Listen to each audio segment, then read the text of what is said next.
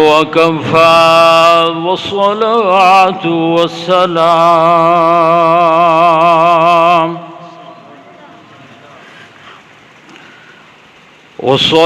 والسلام على سيد الرسل وخاتم الأنبياء. أما بعد فأعوذ بالله من الشيطان الرجيم. بسم الله الرحمن الرحيم. قل إن الموت الذي تفرون منه فإنه ملاقيكم ثم تردون إلى عالم الغيب والشهادة فينبئكم بما كنتم تعملون. وقال النبي صلى الله عليه وسلم: الموت تحفة المؤمن، أو كما قال النبي صلى الله عليه وسلم: صدق الله العظيم. ایذا کا معنی صبر برانگیختہ کرنا، صبر پر ابھارنا۔ یقیناً ان دنوں میں جو ہمیں ایک ناگہانی طور پر ایک حادثہ عظیم پیش آیا، اس وقت ہم حرمین شریفین کی حاضری پر تھے، جس وقت ہمیں پتہ چلا یقیناً ہمارے گروپ کے جتنے احباب تھے ان کی جو کیفیت تھی، دور دراز کے علاقوں سے تعلق رکھتے تھے، جانتے تھے قاری صاحب کو، یقیناً ان کی جو کیفیت تھی وہ بیان نہیں کی جا سکتی۔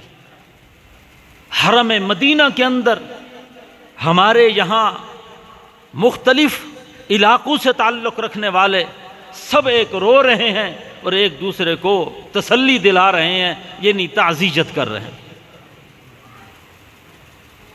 تو در حقیقت ہم ایک دوسرے کے ساتھ آج تعزیت کرنے کے لیے، یعنی ایک دوسرے کو صبر پر برانگیختہ اور ابھارنے کے لیے تعلیم دے رہے ہیں۔ یقیناً بعض لوگوں کی جدائی اور فرقت ایسی ہوتی ہے کہ انسان ان کو بھولنے کے لیے ایک طویل وقت مانگتا ہے۔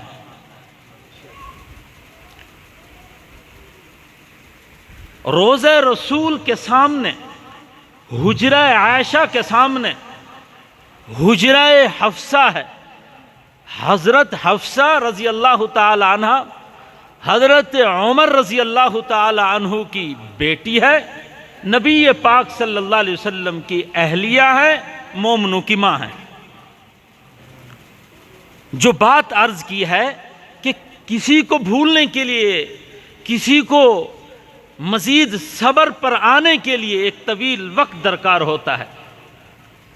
حجرہ عائشہ کے سامنے حجرہ حفصہ تھا، درمیان میں سلام کرنے کے لیے سنہری جالیوں سے جب انسان گزرتا ہے تو روضہ رسول کے بالکل سامنے حجرہ حفصہ کی آج تک شباک حفصہ، حضرت حفصہ کی کھڑکی شباک ابھی تک کھلی ہوئی ہے اور تا قیامت کھلی رہے گی۔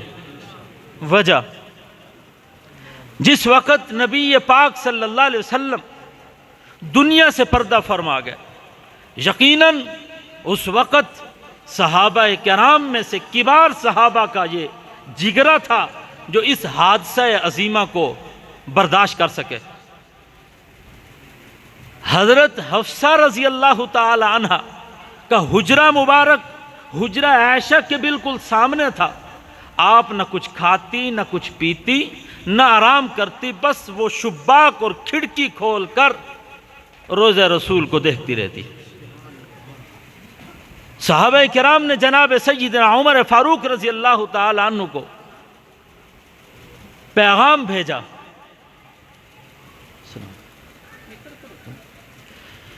کہ یقیناً یہ بہت بڑا سانحہ اور حادثہ ہے.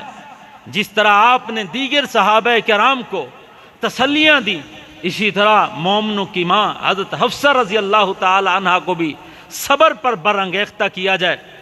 حضرت عمر فاروق رضی اللہ تعالی عنہ تشریف لائے، بیٹی کو کہا بیٹی یہ کھڑکی بند کر دو، صبر پہ آ جاؤ. کہا کہ اتنی آسانی سے یہ حادثہ نہیں بھولا جا سکتا، یہ کھڑکی مجھ سے بند نہیں ہوتی. ساری زندگی حضرت حفصہ رضی اللہ تعالی عنہ کی وہ کھڑکی کھلی رہی، آج بھی وہ کھڑکی کھلی ہوئی ہے اور تا قیامت کھلی رہے گی. اس بات کی دلیل ہے کہ کچھ ایسے حادثے ہوتے ہیں جس کو آسان نہیں ہوتا بھولنا. ہمارے یہاں حالیہ دنوں کے اندر یقیناً اسی طرح کا بہت بڑا حادثہ لاحق ہوا. یقیناً جو ہماری برداشت سے باہر تھا، لیکن اللہ تبارک و تعالیٰ کا جو بھی فیصلہ ہوتا ہے وہ حکیم ذات ہے، اس کا فیصلہ حکمت پر مبنی ہوتا ہے. لیکن دیکھتے ہی دیکھتے ہم سے یہ نصف النہار کا سورج غروب ہوا. پھر وہی بات آ جاتی ہے کہ واقعی انسان کی زندگی ایک تیز تند آندھی میں رکھے ہوئے چراغ کی مانند ہے. جس طرح آندھی میں رکھا ہوا ایک چراغ آندھی کے کسی طوفان سے وہ گل ہو جاتا ہے، بجھ جاتا ہے، اسی طرح انسانی زندگی بھی ہوا میں رکھے ہوئے چراغ کی مانند ہے. اگر بوڑھا آدمی چراغ سحر ہے، صبح کے وقت وہ گل ہو رہا ہے، تو جوان آدمی چراغ شام ہے، اس نے بھی شام کے وقت بجھ جانا ہے. لیکن بعض ایسے لوگ قیمتی ہوتے ہیں، جس طرح آپ دیکھتے ہیں کہ انسان کی آنکھ پہ اس وقت پلکوں پر آنسو آتا ہے جب اسے دلی دکھ پہنچتا ہے، اور انسان کا یہ آنسو بہت قیمتی ہوتا ہے. اللہ بھی فرماتے ہیں مجھے یہ آنسو کا قطرہ بہت محبوب ہے.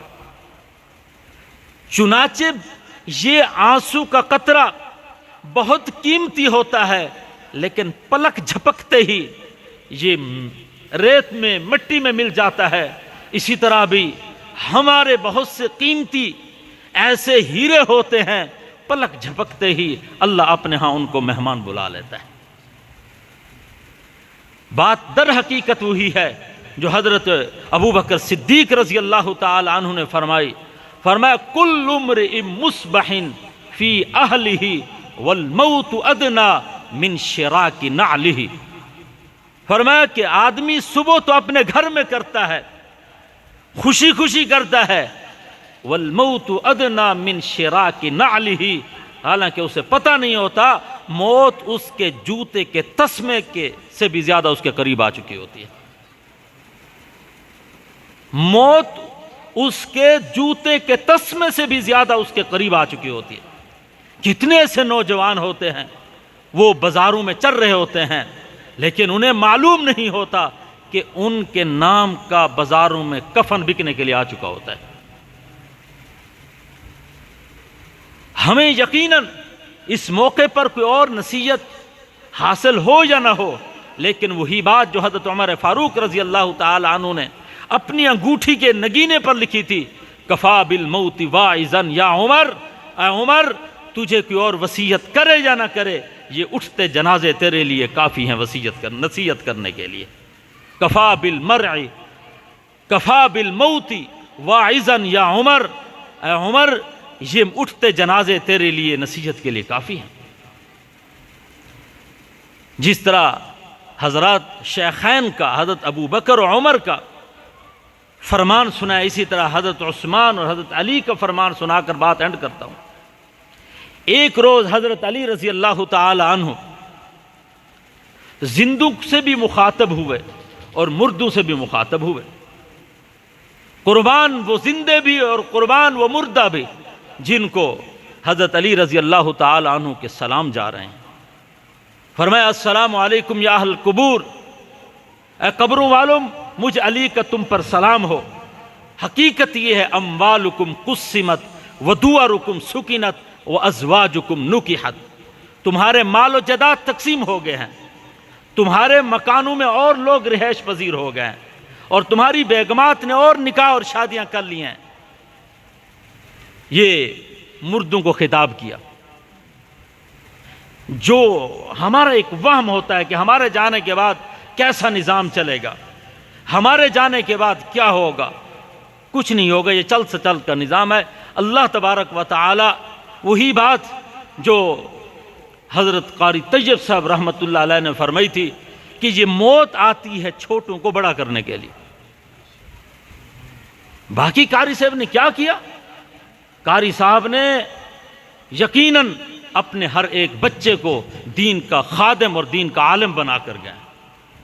یہ بھول ہے، وہ الگ بات ہے، بڑے درخت کے ہوتے ہوئے چھوٹے درخت نظر نہیں آتے، یا یوں کہہ دیجئے قاری صاحب کے ہوتے ہوئے کسی پر نگاہ ٹکتی بھی نہیں تھی، لیکن انشاءاللہ قاری صاحب کے خون میں وہ حرارت ایمانی موجود ہے۔ انشاءاللہ العزیز ان کے بچے، قاری صاحب کے برادران، ان کے اعزاء اقارب، قاری صاحب کے لگائے ہوئے پودے، ان کے شاگرد، ان کے تلامذہ انشاءاللہ قاری صاحب کی طرح دین کی مسلسل خدمت کرتے رہیں گے۔ تو حضرت علی رضی اللہ تعالیٰ عنہ نے مردوں کو بھی خطاب کیا، زندوں کو بھی خطاب کیا۔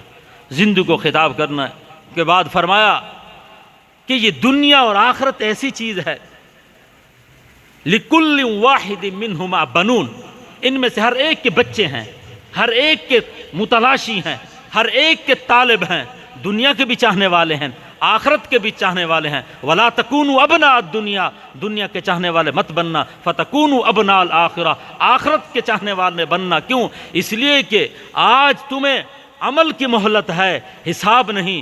وَغَدًا حِسَابٌ لَا عَمَلٌ، کل حساب ہوگا، عمل کی مہلت نہیں ملے گی۔ آج ہم عمل کر لیں، مہلت ہے، کل عمل نہیں کرنے دیا جائے گا، کل حساب ہوگا۔ حضرت عثمان غنی رضی اللہ تعالی عنہ نے فرمایا کہ انسان کو اگر بظاہر کوئی اور نعمتیں نہ بھی ملیں، یکفیک الاسلام نعمتاً، اگر اسلام کی نعمت مل گئی ہے سمجھے مجھے تمام تر نعمتیں حاصل ہو چکی ہیں۔ اور فرمایا کہ اگر انسان کو نصیحت حاصل کرنی ہے تو فرمایا یکفی کا، کافی ہے اس کے لیے موعظۃ الموت، موت سے انسان نصیحت حاصل کرے، کوئی خطیب نصیحت کرے، کوئی ادیب نصیحت کرے یا نہ کرے، فرمایا یہ اٹھتے جنازے، یہ اٹھنے والی میتیں ہمارے لیے یہ پیغام دیتی ہیں کہ ایک روز ہم نے بھی یہیں سے جانا ہے۔ حقیقت یہی ہے، جو کچھ آپ کے گوش گزار کی ہے، اللہ تبارک و تعالی ہمیں سمجھنے کی توفیق عطا فرمائے۔ وآخر دعوانا الحمدللہ۔